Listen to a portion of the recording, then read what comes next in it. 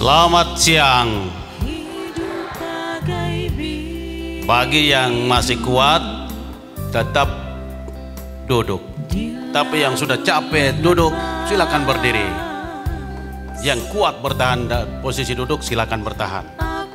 Tetapi yang sudah capek mari berdiri. Siap melaju. Penguatan iman berawal dari sumber utama Katolik, ialah kitab suci. Maka perkenankan saya membacakan kitab suci yang diambil dari Injil Lukas. Tuhan bersamamu. Inilah Injil suci menurut Santo Lukas.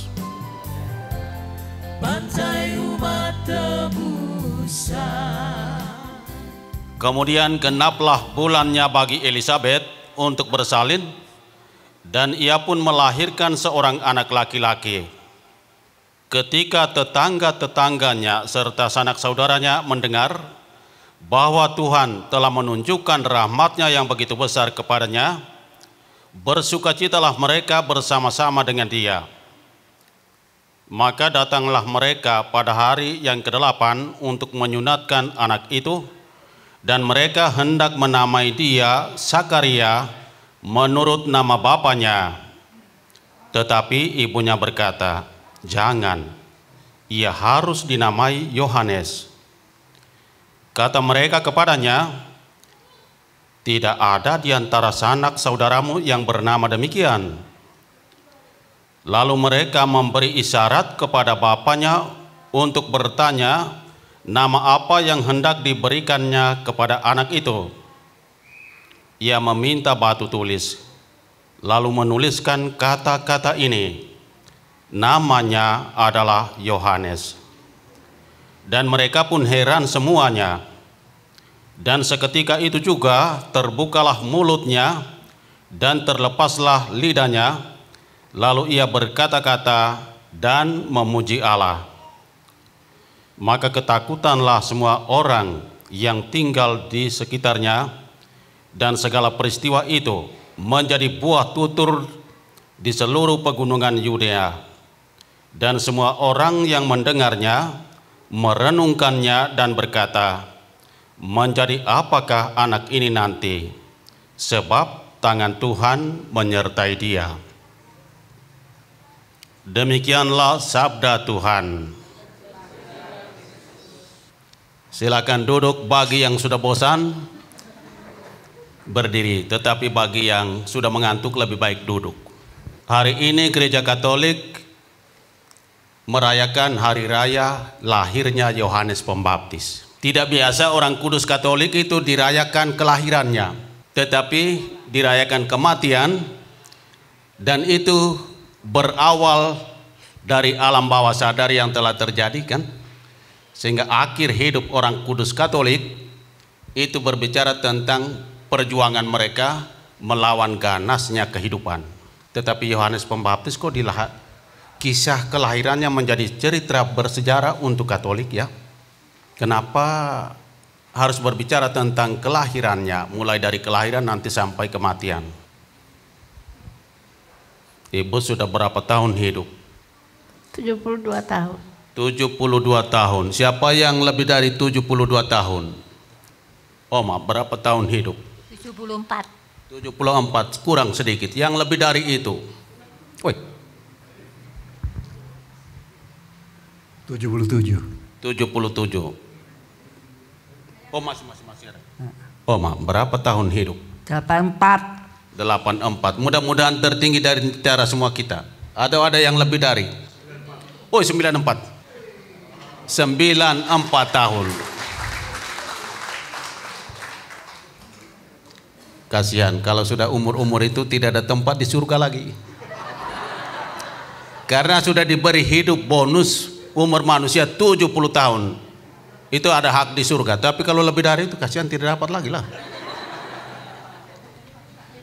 Sudah diberi bonus kan di dunia ini. Zakaria dan Elizabeth itu tidak punya keturunan sampai pada usia lanjut. Tetapi ketika diberi bonus bukan dalam tambahan umur tetapi kelahiran, menjadi beban berat.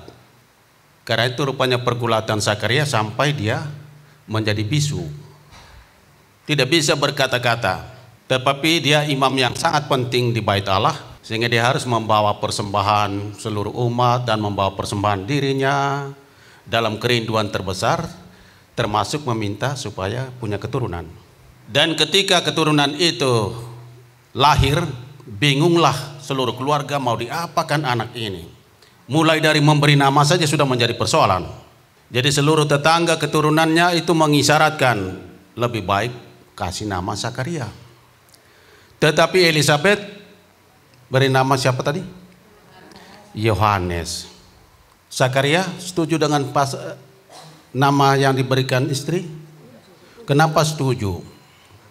Nama itu berasal dari Tuhan, artinya Tuhan bermurah hati, ya. Nama Yohanes artinya Tuhan bermurah hati.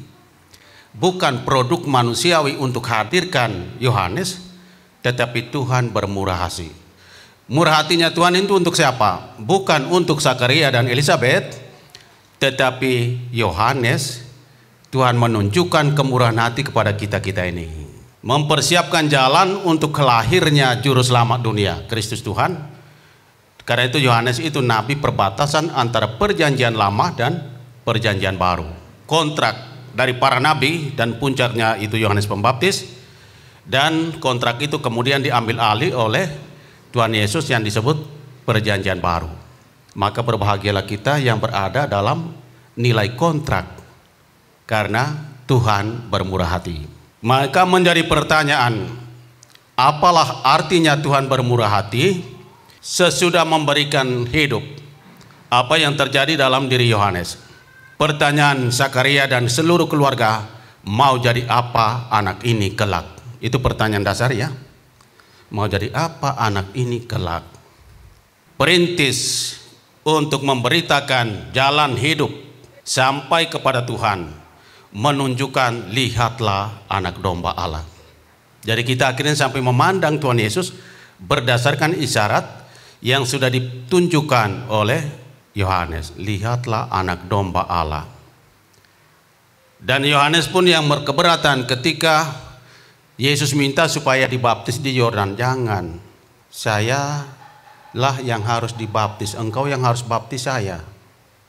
Kalau saya baptis engkau, maka Tuhan hanya bermurah hati untukmu. Tetapi kalau engkau membaptis saya, maka kemurahan hati yang ada pada namamu akan menjadi isyarat untuk saya bermurah hati kepada semua mereka. Jadi kemurahan hati Tuhan, mau jadi apa anak ini kelak. Kita semua hidup, dan hidup kita mulai berhitung pada angka tahun kelahiran 94. Oma itu yang 94 atau 49. Sesudah lahir mulailah pertanyaan, mau jadi apa anak ini. Siapa yang mau lahir untuk sakit? Sudah berapa tahun sakit? 2 tahun lebih. 2 tahun saja. Berapa tahun lahir? 39. Tahun 39 lahir. Tetapi sekarang dari 39 sampai dan sekarang berapa lama sakit? Sakit ya ada 2-3 tahunan. Iya, kita tidak lahir untuk sakit. Siapapun mau lahir untuk sakit, kan? Kita itu mimpi besar lahir supaya sehat. Itu belum menguntungkan. Sehat untuk apa? Sehat dan tidak ada apanya, kan? Nanti kita hanya hidup untuk makan, yang penting sehat. Tetapi hidup kita bermimpi pada hidup untuk sukses. Maka semua kita itu jelas hidup kita itu sudah dikreditkan. Tadi ada pertanyaan, kan, siapa yang mau jual rumah, bawa tanah, taruh di sini nanti diberkati. Hidup kita itu sudah dikreditkan. Anak sekolah pun sudah kreditkan ibu bapaknya, ya. Dia mau sekolah, kuliah, harus kreditkan ibumu, bapakmu. Jadi kita itu hidup dalam perkreditan setelah lahir, ya. Dikreditkan. kredit mobil, motor, rumah, ya. Jadi hidup sudah dikreditkan demi mimpi besar ialah sukses. Dan ketika orang sukses, maka orang lupa sedang ada penderitaan. Tetapi ketika belum sukses, pikiran kita termakan, lambung kita tergores, kaki kita tertahan, tidak bisa melangkah. Itu karena mimpi kita tidak kesampaian. Padahal hidup untuk sukses bukan hidup untuk menderita. Tetapi jelas kita tidak bermimpi untuk sukses, tetapi mari kita mengelola hidup dengan cara yang biasa-biasa. Setidak-tidaknya pada 3 pola. Yang pertama itu kesejahteraannya. Kesejahteraan hidup untuk sejahtera. Yang disebut sejahtera itu bukan melihat penguasaan harta dunia, tetapi kekuatan dalam rasa. Kita berkekuatan, tenang, damai, sukacita. Itu kekuatan untuk yang disebut sejahtera. Maka sejahtera itu harus terlihat dalam 3 kepentingan. Terpenuhinya kebutuhan yang biasa. Makan baik, tidur baik, ada rumah, kalau mau ke pasar ya ke pasar, semua terpenuhi kebutuhan utama manusiawi. Yang kedua, kesejahteraan kita itu ada nilai sosial. Zakaria dan Elizabeth tadi itu seluruh keluarga itu datang berkumpul. Dan sebetulnya anak untuk mereka, tetapi ikut berbicara tentang mau jadi anakmu apa kelak, ya. Semua orang merasa berkepentingan memandang sebuah proses kesejahteraan. Jadi kesejahteraan adalah nilai sosial. Sehingga ketika kita berada dalam situasi terburuk, masih ada orang lain melihat, aduh kasihan, oh itu seorang sakit. Dia masih bisa tahu, dan sekurang-kurangnya pada lingkaran yang tertinggi itu kesejahteraan bernilai rohani. Jadi mari kita melihat progres kehidupan kita yang berakar pada iman seperti yang disampaikan Pak Dr. Hendarko tadi, ya. Berakar pada iman, dan iman itu menantang kita untuk memberikan jawaban kepada Tuhan persis pada saatnya. Kita yang menderita, apa yang engkau kehendaki aku perbuat untukmu, ya. Kalau bisa saya berjalan. Kalau berjalan saja sudah membantu orang sosial sekitar itu tidak terganggu, kan? Bayangkan satu orang sakit di rumah, seluruh RT bisa ikut kesakitan, ya. Kalau itu nilai sosial dari kesejahteraannya terbagi, maka ketika kita berada dalam posisi terburuk, orang lain akan turut merasakan derita kita, ya. Dan ketika kita diketahui sedang menderita, mereka yang sekitar kita pun akan turut mendoakan. Itu nilai dari sebuah kesejahteraan, ya. Kalau berpikir tentang kesuksesan, maka kita gagal untuk memiliki Tuhan, gagal untuk memiliki sesama. Dan ketika kita sakit, kita menjadi orang ilegal, tidak dikenal. Ketika kita sedang sakit, kita menjadi ilegal rohani, tidak ada orang yang mendoakan. Untuk itu mari kita membangun hidup menuju sesudah lahir, maka hidup kita itu berkepanjangan atau bisa singkat, tergantung dari kemurahan hati Tuhan. Yohanes, Tuhan bermurah hati, ya. Maka kemurahan hati Tuhan itu tergantung juga dari cara kita mengelola kehidupan, bernilai rohani, bernilai sosial. Sehingga tepatlah kalau keputusanmu untuk datang ke sini. Dan untuk ke sini kita sudah bisa berjumpa, ternyata kita banyak orang yang menderita. Dan ketika bertemulah kita saling menguatkan, mendoakan, ya. Dan orang yang sehat juga turut mendoakan. Maka persoalan berikut adalah pintu masuk keselamatan ialah pertobatan, ya. Sama berita utama Yohanes itu, bertobatlah, ya. Kata kunci, bertobatlah.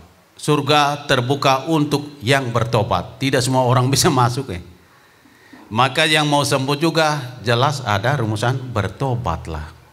yang terekam di bawah sadar kita itu bergulat mulai dari dalam rahim dan berputar terus sampai kita gila. Tetapi masih ada rumusnya, ialah bertobat. Bertobat bukan saja mengemis-ngemis ke Tuhan untuk memperoleh belas kasihan, tetapi kemauan baik untuk berdamai, ya. Karena itu damai kita itu adalah memberikan tangan, mengulurkan tangan, kan? Sehingga bermusuhan itu salam saja, tidak usah olah persoalan lagi, salam saja, mengalir sendiri, ya. Tidak usah berpikir, wah saya minta maaf karena saya sudah melukai engkau bertahun-tahun. Tidak perlu, salam saja sudah menghidupkan, hilang penyakit, ya.